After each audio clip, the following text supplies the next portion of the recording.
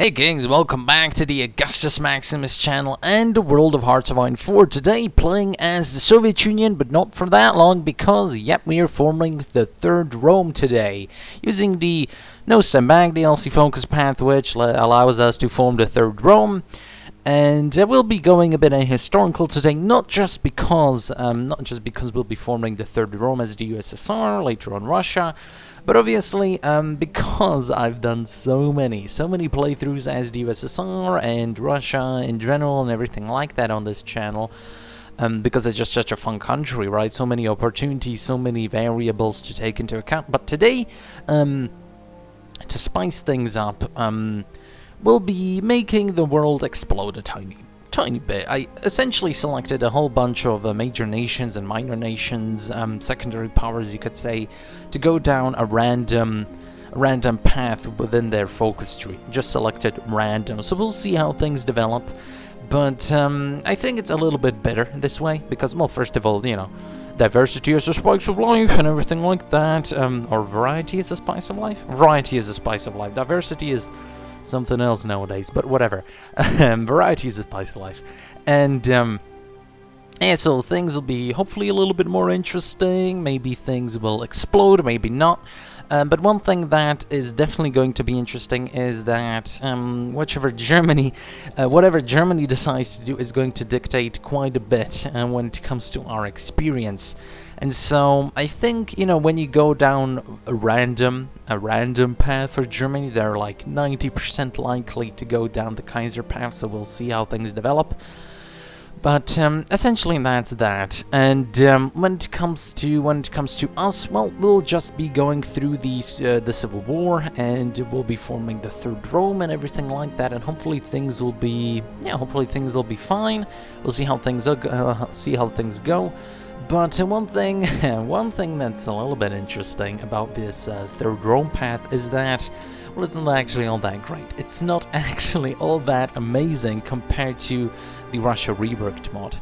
The No Step Back DLC, when it comes to the USSR, the Soviet Union, whatever you want to call it, the main focus, I think, of this entire DLC when it comes to the Soviet Union was the Tsar when it comes to the alternate history path, and Stalin when it comes to the actual history path. The other paths are, well, they're great, they're good, and in some sort of other country, let's say if this sort of DLC was released for, I don't know, Romania, Finland, you know, stuff like that, it would have been hyped up, would have been amazing, you know.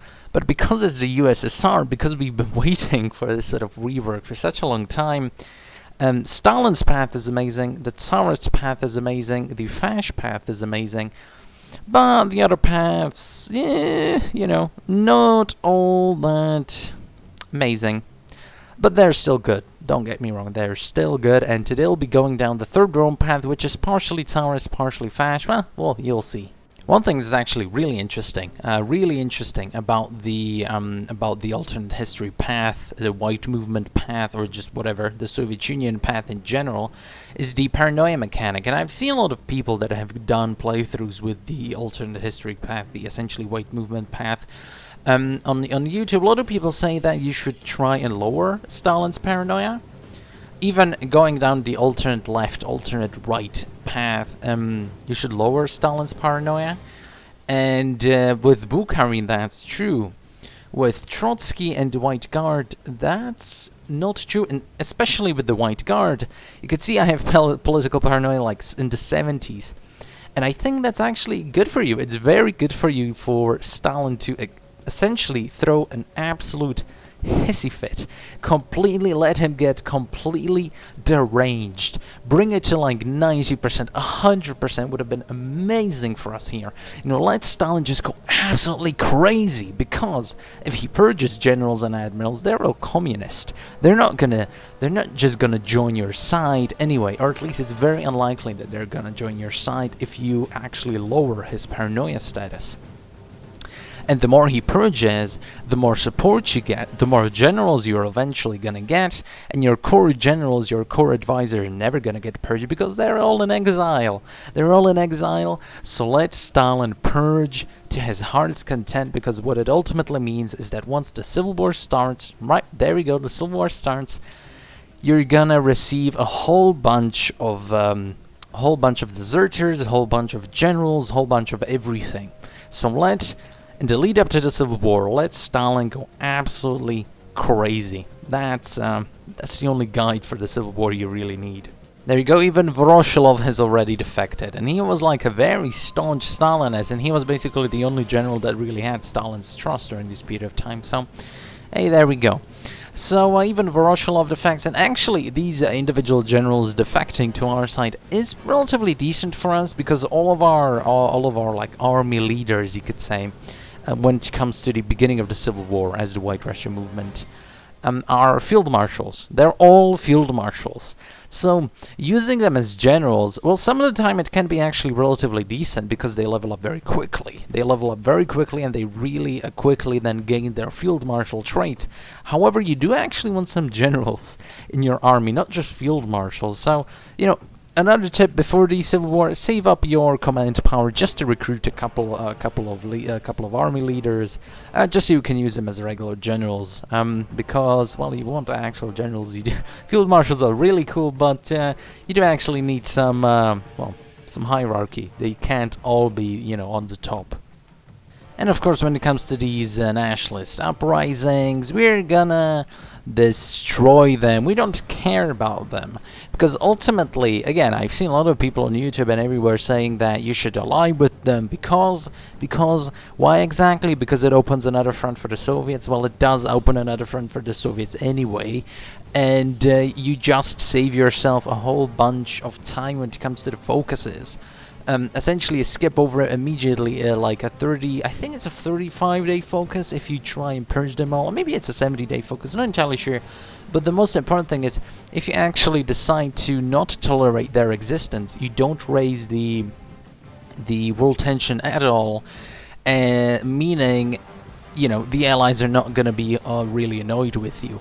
Because those individual nationalist countries, you don't actually declare war upon them, they declare war upon you, so just purge them. There's no reason not to. Quite often they have, well, a lot of equipment you could use anyway once you defeat them, and they started with like 3 divisions, so at most it's just some free equipment, and at worst you just grind up your generals some more. I mean, it's not rocket science, is it? There we go, Treaty of Moscow. We destroyed them. Absolutely wonderful. The provisional Russian government is now in charge. Now we have to mop up a whole bunch of these, you know, smaller countries, because obviously that's rightful Russian land. Good sir. So we'll be taking all of that back. And this is not strictly terrible for us, because just think, if we allied with them, we'd now have less manpower, have less industry, have less everything, and we won't be able to further grind our generals to Super Saiyan status, which we essentially want. You always want really good generals. And that's the one good thing you actually get whenever you do sort of a civil war against the USSR. You get really, really good generals. And that's if you have this really good opportunity, and this really one core strength, you should use it. You should always play to your strengths as much as possible, and not necessarily play to mitigate your weaknesses. Obviously try not to play into your weaknesses, but just play into your strengths, and our strengths are that we get to boost our generals to ungodly levels without really worrying too much about the manpower. So hey, let's use those strengths, because I mean, I don't really see a reason not to. And there we go, absolutely managed to dismantle them completely. Again, you know, Ukraine is the last opponent. That's sort of a theme with my Russian playthroughs. And the Russian-Lithuanian partition of Poland, I'm not entirely sure. We just got out of the Civil War, so let's reject that. We don't really need it at the moment. We can't really afford it with our damaged industry at all, so let's not really bother with it. The one thing that's sort of consistent with every single playthrough of you know, Russia that you do, or the Soviet Union, whatever, is that if you do go with the Civil War, well, you have to recover from the Civil War, obviously. Look at all of these templates the AI has bestowed upon me in their magnanimity. Well, let's delete them all because we don't really need it. So, yeah. So let's just sit here and let's just wait. Let's just wait for the industry to recover a bit. And I mean, it's not like the third Rome focus tree path is that complicated that we really need to get into some sort of major conflict or anything like that. So let's just wait and see and recover, and yeah, let's just wait for everything to blow over a bit. And by the way, Germany went democratic. So in Second American Civil War, yeah. So stunning, really. And just as I was about to complete the third Rome path and get all hype about it, the British decided to declare war upon me because they have gone down the no more appeasement route, and they're going on an absolute war path. Well, they managed to ally Germany, good for them, but yeah, they're going on an absolute warpath. So this is going to be kind of interesting. I've never really gone up against the British as the Russians. You never really have a need to, because those two spheres, the sort of Russian sphere and the British sphere of interest, of influence, of whatever, they never quite overlap, except for the Afghanistan and the British Raj regions, historically speaking, the Great Game, everything like that. Obviously, you know, everybody knows about that. But the generally speaking, like Hearts of Iron 4, these two spheres of interest never quite overlap. They more often than not, whichever path you go down as the USSR or Russia, usually actually sort of end up teaming up with the British. Because usually you're either going against the Japanese or the Germans or even America. And if you're going up against America, usually they've gone down some sort of strange path, meaning they're more likely than not actually fighting against the British. So it's yeah. So today we'll be destroying the United Kingdom, which is kind of interesting because that's not something that you usually do as the Russians at all, and especially not the Third Rome.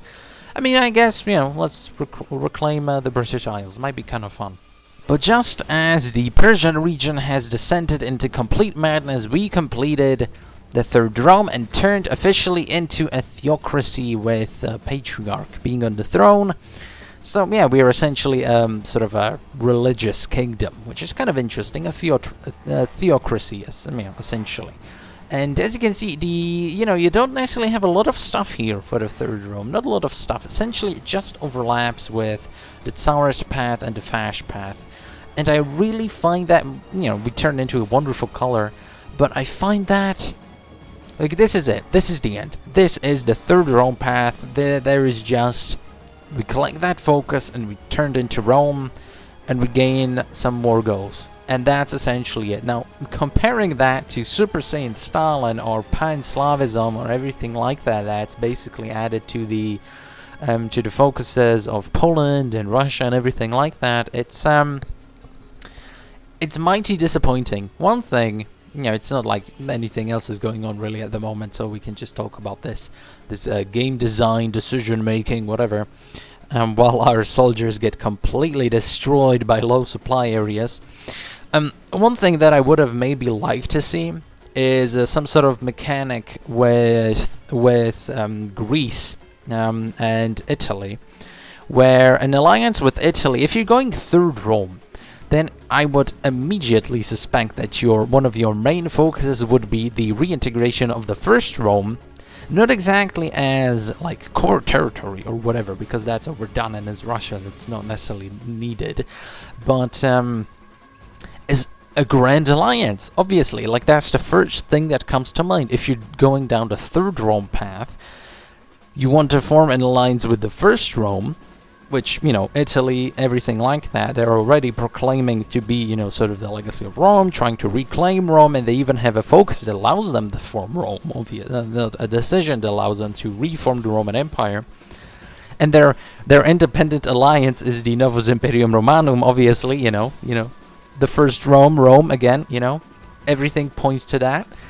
And so that would have been an interesting piece of, like, interaction with the other faction, something like that. And then you have Greece. Now, Greece would have been a wonderful decision because they just, in the last DLC, which was a year ago at this point, in the last DLC, they got a focus which allows them to restore the Second Roman Empire, the Eastern Roman Empire.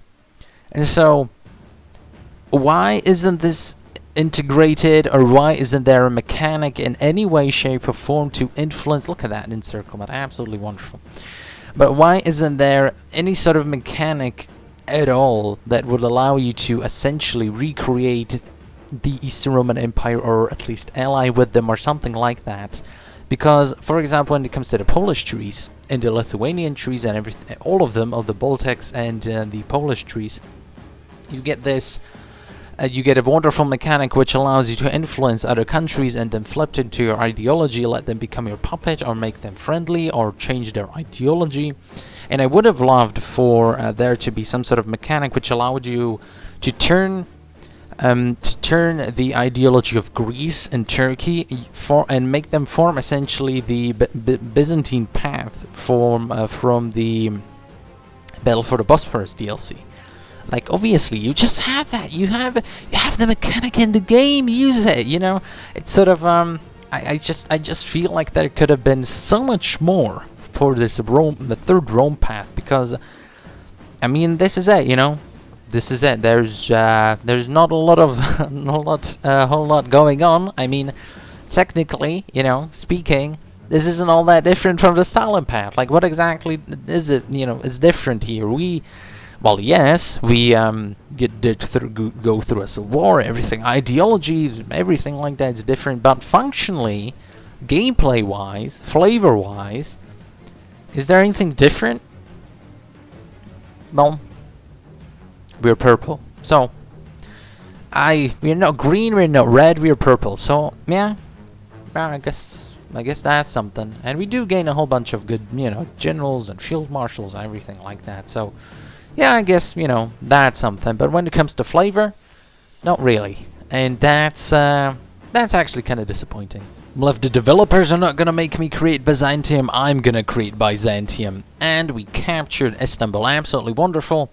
And, yeah, and we are effectively allies with the Italians. So, you know, functionally it sort of worked out that we are actually sort of allied with the first Rome. And we just recreated the second Rome by marching into Istanbul. So, yeah, you could say that we fixed things on our own without any help at all. So, there we go.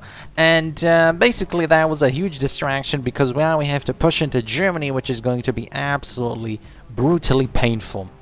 And so, yeah, there we go. Who would have known that an alliance between the United Kingdom and Germany would have been such a big mess to take down for the USSR, but, you know, it looks like it is, and the Turks are still holding on, but we're not gonna really look at that. Let's look at this wonderful campaign in India. Yeah, that's, well, we're forging a mighty empire, if nothing else. You know, one thing that's relatively interesting is that they went with the Third Rome being essentially a religious heritage. Whereas with the Third Rome in the Russia reworked mod is more of a cultural thing. And I think it being a sort of a religious heritage is interesting, because obviously religion is a part of culture, everything like that. But the Third Rome being a theocracy, I think that is relatively interesting. And for them to go into the theocracy path, you would have thought that they would have had some sort of special decision, you know, again, moving back into the Byzantium thing. Them not including any of that, like liberating Greece or something like that, reintegrating Greece, reintegrating all of the Orthodox lands. That would have been quite interesting. But they sort of go about it in a strange way. One of the paths is that you gain a whole bunch of war goals on, like, great powers in the West. And in combination with that, you go the theocracy route. Like that, those are two, not exactly mutually exclusive, but they don't necessarily, like, support each other at all when it comes to the flavor of being the Third Rome. Like, for example, with Byzantium, if you go, if Greece goes for the Byzantium path, the Eastern Roman path, you get a whole bunch of stuff. You get a whole bunch of bonuses. You get a whole bunch of unique research. You get a whole bunch of manpower. You get a whole bunch of stuff. You have a lot of this entire storyline around it. And the third Rome path, well, you get war goals. Well, could have been so much more. And yeah, I think it's sort of the weakest path out of all of them when it comes to the White Russia movement. And that is well, that's just disappointing, man. But this will be a good opportunity to see if the new British AI, whatever, actually does garrison their ports, because I heard online that they do. And I've actually tried playing as like Napoleonic France and just invading the UK right off the bat, and they didn't seem to garrison their ports that much in like 1938. But it's 1943 right now, so maybe it'll work a little bit differently. We'll just have to see. And that's not much. Okay, so it's just as easy as always to invade the British. Well, I mean, it's 1943, and they did blast a whole bunch of their manpower already. That's the, it's supposed to be a weakness of the Allies. You know, at first they're weak, but then later in the game, late game, they're just beasts. So, I don't know. Well, didn't really, not exactly impressive, that's for sure. And there we go, a mighty empire. In sort of a mutually, you know, beneficial alliance with the first Rome, the Rome alliance that Italy always forms, and so that's nice. They captured Greece, we captured Turkey and Constantinople, meaning, you know, the first and the third Rome formed the second Rome. How beautiful is that? Well, not really, because there's no decision at all related to that. There's nothing in the focus tree related to that. And so it's kind of a sad state of affairs where the potentially most unique and epic path is the lamest path, because, well, there's no decision making, there's no real interesting flavor added at all. You're just playing a theocracy that doesn't really have any sort of involved storyline at all. And so if you want to play as the third Rome, just play the Tsar, because at least it's a little bit unique. Or just play Stalin anyway. Just play Stalin, you'll have better industry. But worse generals, so hey, there we go. Anyway, thanks guys for watching. Thanks Kings for watching, and see you next time.